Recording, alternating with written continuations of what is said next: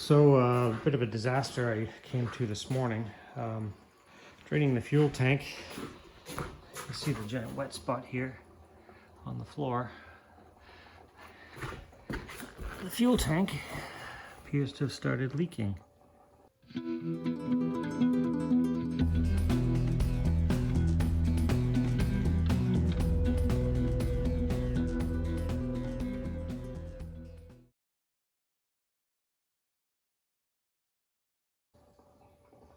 Up front in here, I can feel it. Just look at that, my fingers there.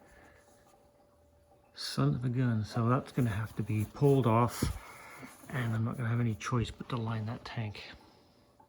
Yeah, I walked into the garage this morning, and you know, every garage has its own smell. And although I've got a pile of vehicles in here and upstairs, I mean, there's never a smell of gasoline in here. And the smell just knocked me on my back, and immediately I knew what it was. But the only thing that changed since the day before was fueling up the CBX, so I kind of hightailed it up the stairs. I did say, oh no, out loud. Well, actually, no, I didn't say oh no out loud. I dropped a large F-bomb because I knew what it was.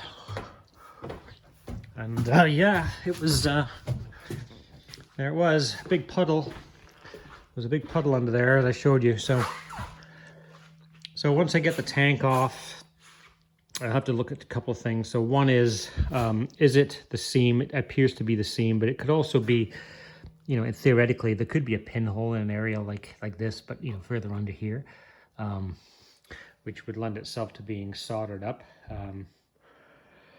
So there's that. So we'll figure out whether it's a seam, and, you know, 90% chance here it's going to need to be lined. The other factor that I've never dealt with on the tank is there's a fuel sending unit in the bottom of here for fuel level and whatnot. So you can't really line the tank with that in place. So that has to come off. And then I'll have to make a blank off plate for that, because I don't want, you know, you don't want all the sealant getting all over certain things. So that'll have to, petcock will be removed. The sending unit will have to be removed. The fuel cap will be removed. And then, yeah, the key to a good tank seal, as I've said before, and I'll say it again, I hate the damn things, but sometimes you don't have a choice, and this might be one of those times. But the key to success is cleanliness. So you've got to be super clean. The tank has got to be completely free of any sort of oils and greases and whatnot. So you've got to be very thorough. Prepping the inside of that tank, and it's got to be bone dry.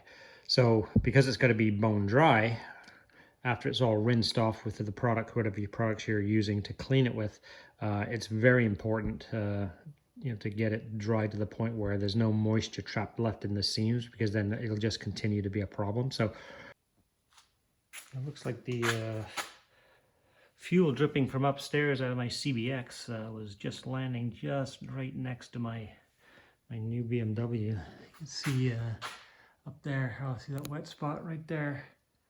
That's where it was soaking through the floor. So yeah, that's very unfortunate. I feel bad, and you know what? This is kind of, I guess it's on me a little bit, because I don't keep a lot of these bikes fully fueled all the time. I try to put a bit of you know, WD-40 or two-stroke oil in the tank to keep them from rusting. This tank was actually in pretty decent shape. There was no major obvious rust inside the tank. There was a little bit of surface rust. It was cleaned off originally with some evapor rust, but nothing would have said, you know, is there going to be a tank leak? So, you know, otherwise, of course, I wouldn't have painted it and without doing something about it. But so right there is where it's leaking from, right at that front corner of the tank, and you can see the paint has just started to lift off there. Right in there. So, I mean, the good news is it's not in a very visible place. All right, so here is the full extent of the damage caused by the fuel leak. So if I start to peel this up, so I mean, this is just the kind of the collateral damage, we'll call it, because the paint is obviously peeled up. I'm going to, maybe what I'll do is I'm going to take a knife, and I'm going to just kind of cut along here so I don't peel paint unnecessarily. This is going to have to get repainted, certainly in this section anyway. The good thing is this is hidden behind the upper fairing, so I could probably get away with just a partial blow-in and re-clear coating it. Right, so there I peeled the paint off, and there are in fact 3 holes here. There's one here, there's one here, and then there's one right there. So I think as I think about this a little bit more, I think I am going to solder these up as well. So I'll solder everything up, and then I'll still put the tank liner in. It's just kind of more insurance. I'm actually going over to my buddy's place tomorrow to do some priming of some other stuff over here. So I'll borrow his soldering iron as well if I can, and he's got that big heavy duty job that tends to do a good job on this stuff, and I'll get that done. Here's a top tip. Whenever you're getting ready to take off a fuel cap, it's a good idea to just tape over the hole, because if you lose one of these screws inside the tank, then you're in a world of hurt trying to find it and get it out.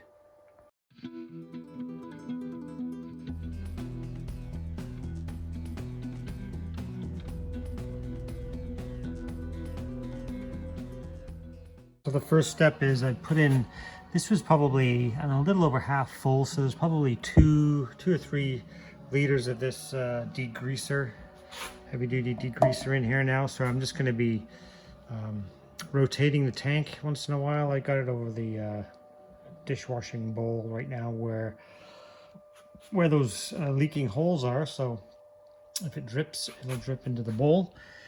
And yeah, we'll just keep rotating it and washing it around, and then we'll be going at it with another product after that.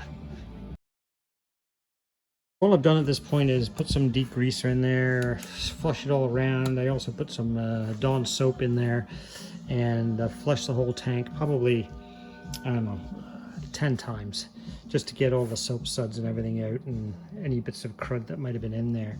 And then I'll put a video clip on the screen in a second to show you. I put a piece of wire, and you can see it here. Put a piece of wire through one of the pinholes in the tank, just so I could see on the inside of the tank where the rust problem was. And just like, all I've done is rinse this tank, and there's no rust there to speak of. So here's the picture now.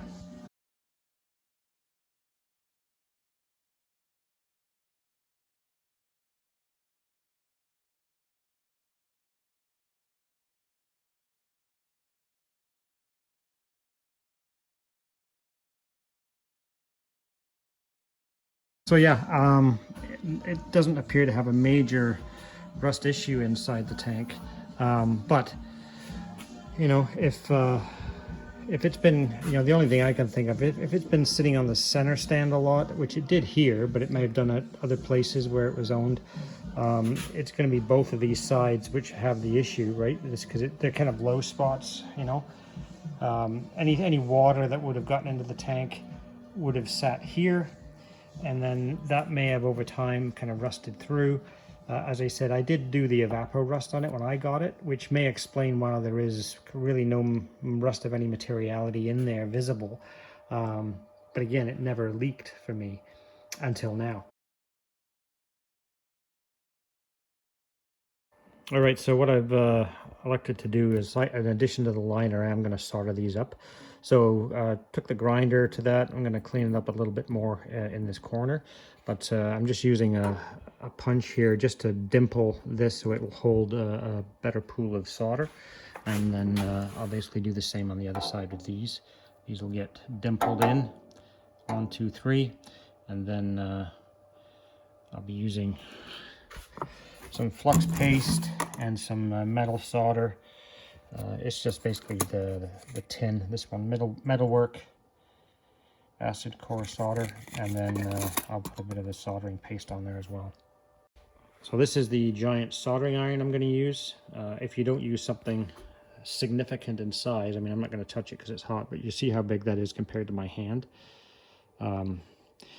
little tiny guys that you use for other general purpose soldering are not going to work. You need something that's going to put enough heat into that metal so that the solder will melt on the tank.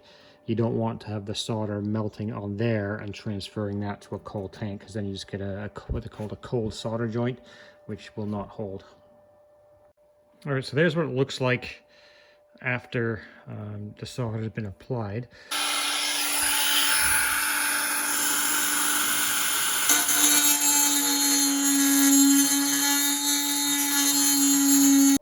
Right there it is after it's been ground off smooth.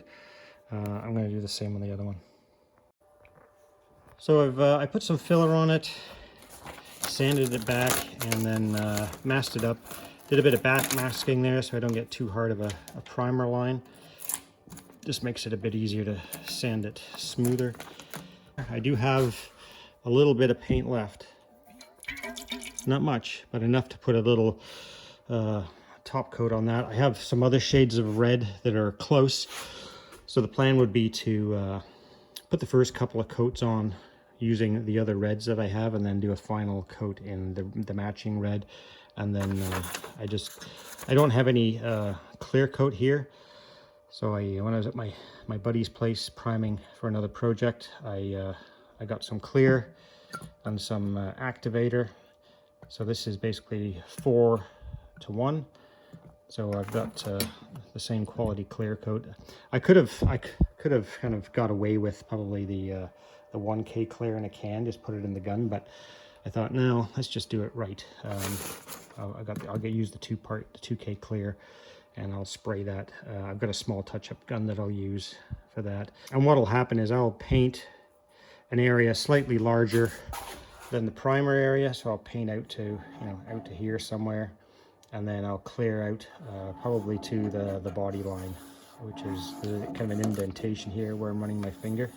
So I'll clear out to there, and everywhere that gets paint and clear is actually behind the front fairing. So you can see the lug here that attaches to the front fairing. So this is all hidden anyway, but obviously we want the best possible finish we can get. So that's the plan. So there, just so you can see it, that it's been unmasked, and I already kind of pre-scuffed all of this out here. I might go a little bit further, as I said, so maybe out to here, and then just sort of have to pick somewhere out here and try to kind of blend it back a little bit. And then if I need to buff out here, like wet sand it and buff it a bit, I can do that after as well. So all in all, it should end up being pretty invisible. I'll paint and clear out to here somewhere. In here, I'll tape that off, and then try to leave myself enough room for a good transition from where I clear coat it to where I have to buff it without. I don't want to be buffing where this decal is, because that's just begging for some issues. So if I do have to get out closer to here, I'll have to make sure I tape that off so that the buffer doesn't interfere with the decal. All right, so it's tank prep day. Not sure how warm it's going to be today, but I'm going to start it, and then we can give this thing a few days to properly dry out before we put the liner in it. So I'm going to use the Pour 15 metal prep, and then so basically what I've done here, as I've said before, I've got this rubber plug, which you just kind of crank this down, and I think they use these for blocking pipes and hot tubs and all that kind of stuff. And then I've just got a cork in the petcock hole. So I'm going to turn the tank over, put this in there, give it a good swish around, let it soak for a bit, and then it'll be time to rinse it after that. All right, so the stuff is in the tank. I'm just going to basically I'll just swish that stuff around for a while. It's got to be kind of kept wet for about 15-20 minutes or so, and then once that's, I can just rotate the tank from position to position in order to keep it wet, and then we'll rinse it out and probably do about 10 rinses on it. Then the key step after that is getting this thing to be bone dry. That's the hardest part of the whole process, in my experience. It's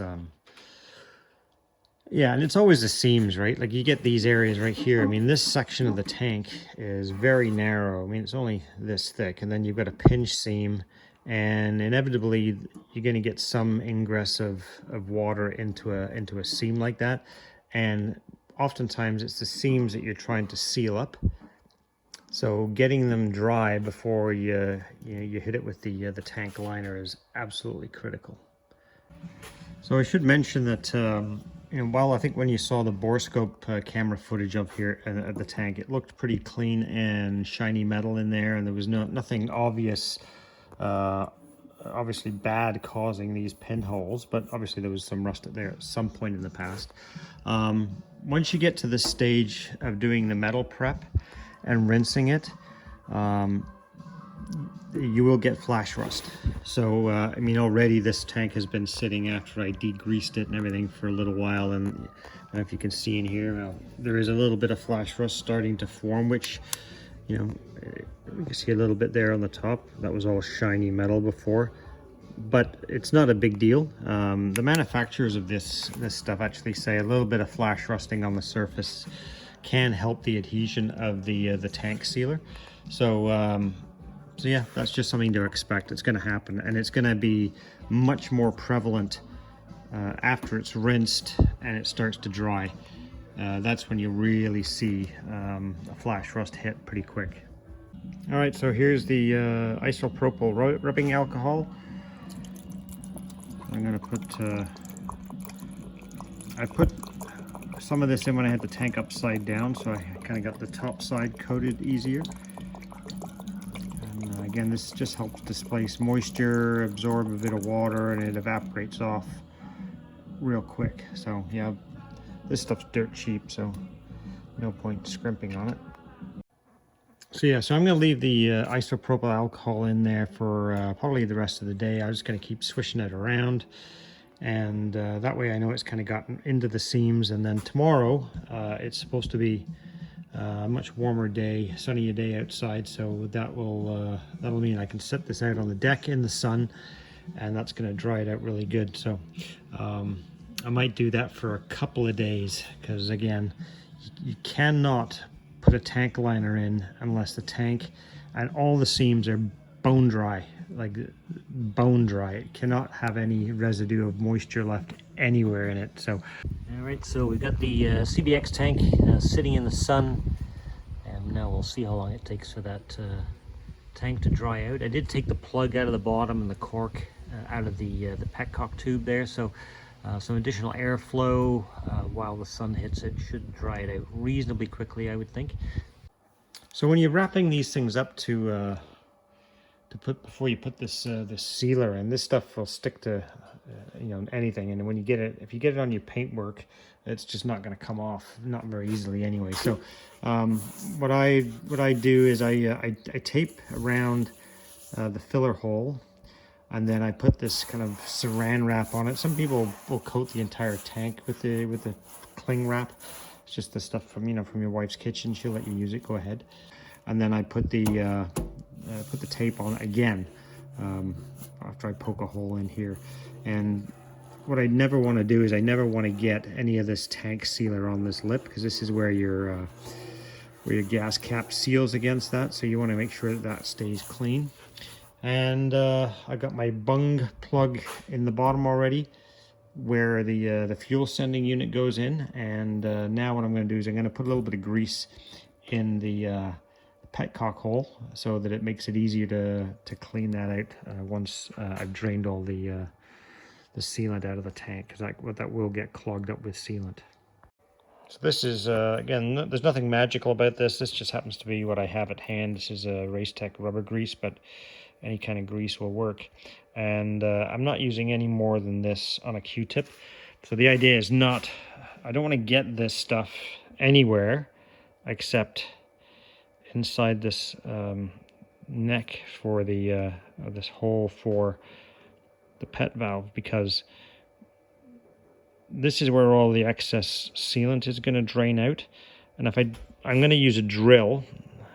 I found exactly the right size drill to go in here, but just to make it easier, I don't want to be taking any metal off this when the time comes. I just want to make sure that I don't have anything that's sticking unnecessarily. What am I trying to say here?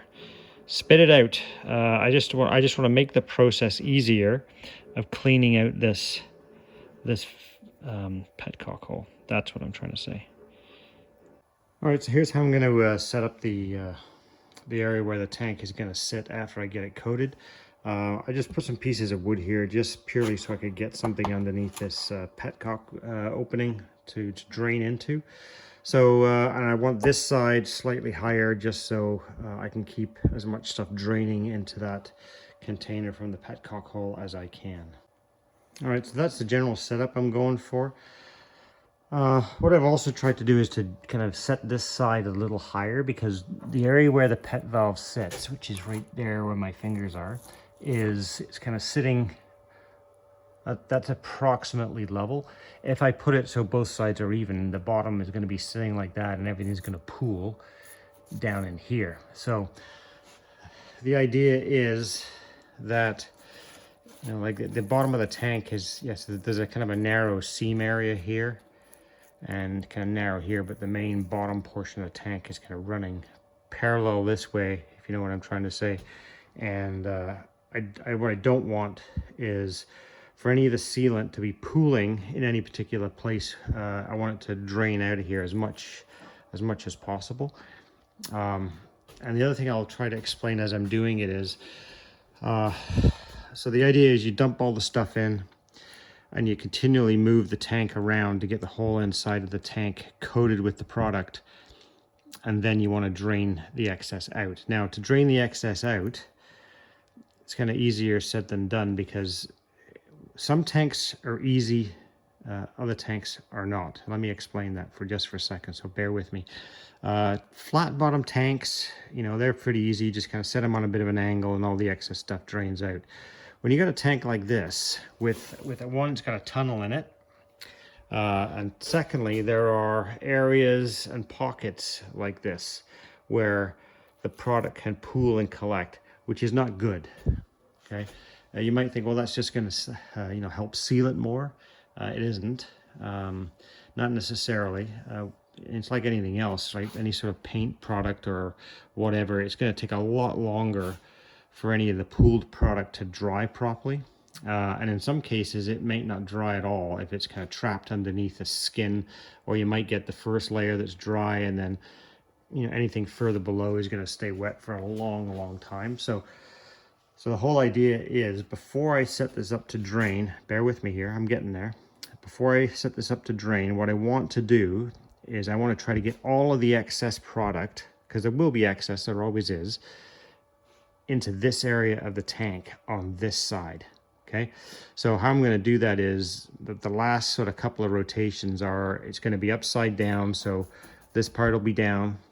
I want to try to get everything pooled up in here, and then I'm going to start to tilt it down so then everything falls over here, and then I'll set it on this setup so the majority of the excess hopefully will drain out of here.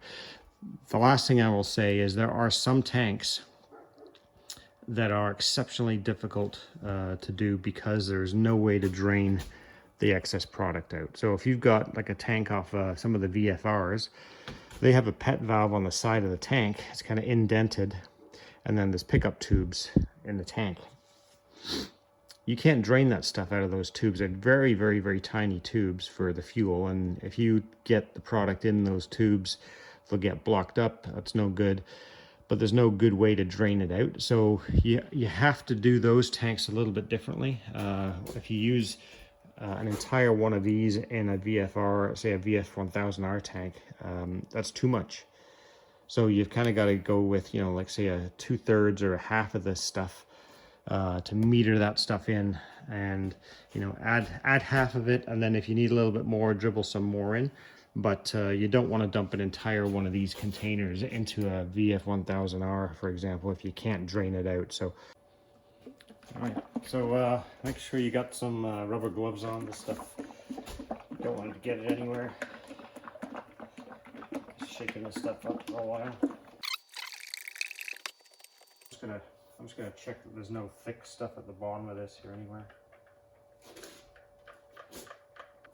Tape is lifting, that's not good.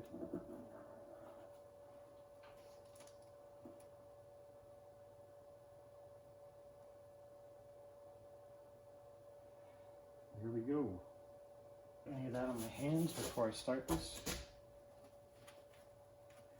I think what I'm going to do is throw some extra tape over this fill hole, just to make sure I don't get it splashing out here.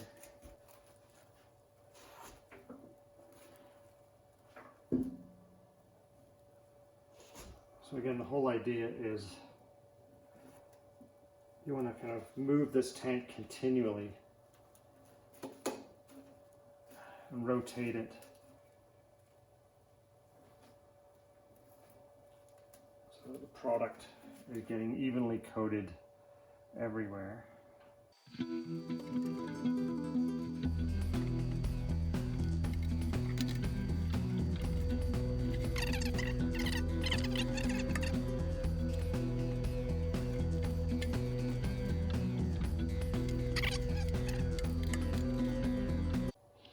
All right, so what I'm doing now is I'm trying to get all the contents of this side of the tank over into here, into this kind of bottom left-hand side, and then when I finally rotate it right side up, any of the excess POR-15 sealant will be on the left side where the petcock opening is, and it'll be a lot easier to drain the majority of it out. So the next thing is basically to find my drain, which isn't quite lined up right. I'll move this back a little bit to there.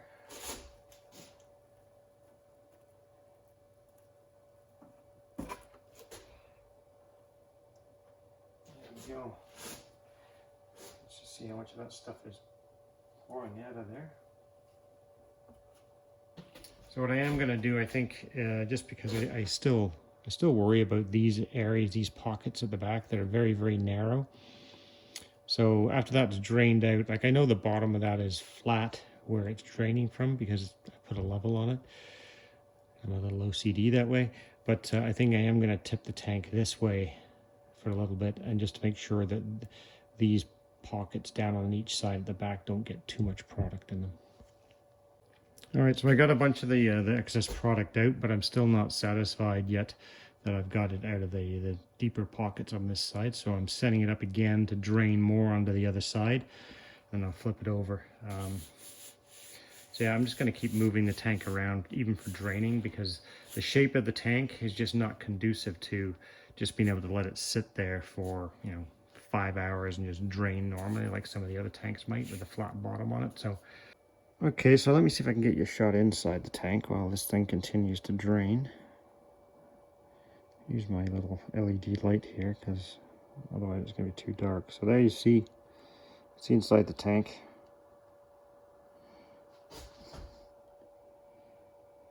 You kind of get the idea. Maybe it's better without the light. All right, so here's another top tip. I just had to clean these threads off with some paint thinners and reducer, because I forgot to actually tape that up and protect it so it didn't get the sealant on it. So don't forget to cover the threads. So I think, like with any other general product that's out there, everybody's going to have their own opinion on what the best solution is, what the best product is to do something. So in this case, a tank liner. A lot of folks will say, the Caswell product is one of the best, and I think it is. I haven't used a ton of tank liners, but when I have, I've always used POR-15. And I think for me, it's worked out pretty well. And I think the key to no matter which product you use, I think, is to make sure that the preparation of the inside of the tank is done properly. If that isn't absolutely thoroughly cleaned, bone dry, degreased, metal prepped, all of that kind of stuff, it doesn't matter what you're going to put in there, it's going to fail. So the other thing I just did is, now that it's starting to thicken up a little bit in there, I've removed the rubber plug, the rubber bung from inside there. Now it's just a waiting game for that to dry, a better part of a week, and sometime tomorrow it'll be dry enough for me to be able to rotate the tank upside down again and get back to painting. All right, so we've got the little touch-up gun here. We're going to start just blowing in this primed area. And apologies in advance if the compressor comes on. It makes a an awful racket. So I'm just going to use this as a bit of a backstop here.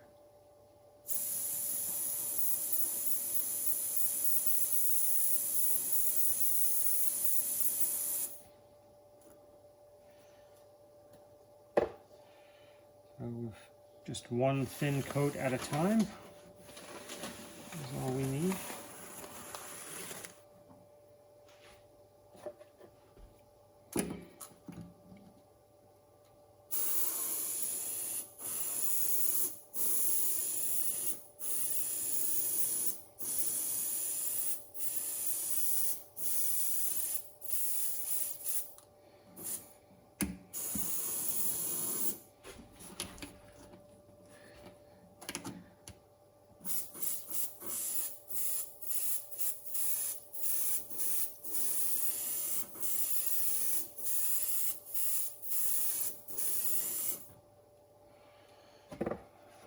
So we'll let that flash off, and then I'll probably give it 2 coats of this one shade of red. This is kind of this is not the exact match.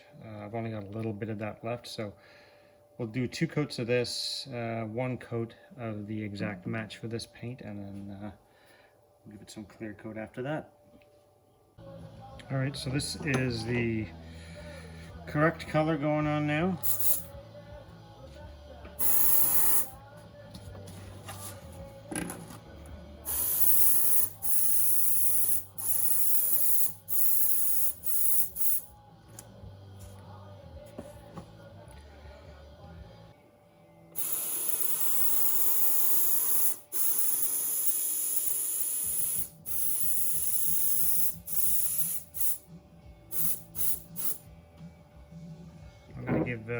Turns out I've got lots of paint because I'm using such a small spray gun, so we'll let that flash off. We'll give it another couple of coats of that, and then we'll move on to the clear coat.